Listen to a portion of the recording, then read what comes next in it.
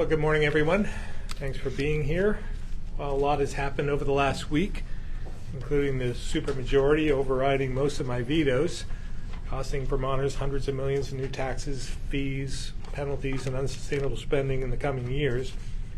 We wanted to focus today on some changes to the pandemic housing program, or the hotel-motel program, as it's commonly called.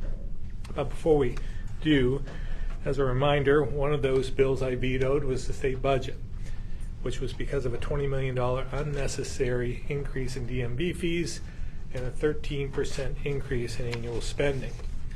Unfortunately, the legislature wasn't interested in addressing those concerns. After a political flare-up at the end of the session, they were interested in discussing the pandemic housing program. Now, what was interesting about the housing bill, H-171, which I signed today, was that for the first and only time this session, legislative leaders were willing to negotiate with us and pass a bill that gave us tools to ease this transition and address the issue of permanent housing at the same time.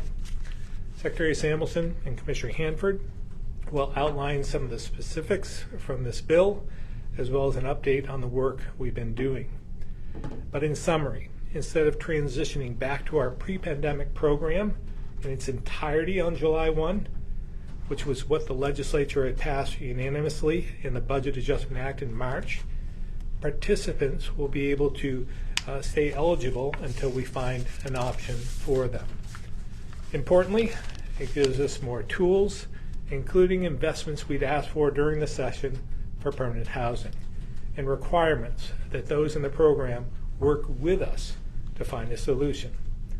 Overall, we believe this is a good step forward, which we can fund with existing resources rather than diverting it from other investments, and I appreciate the collaboration, at least on this one. So with that, I'll turn it over to Secretary Samuelson.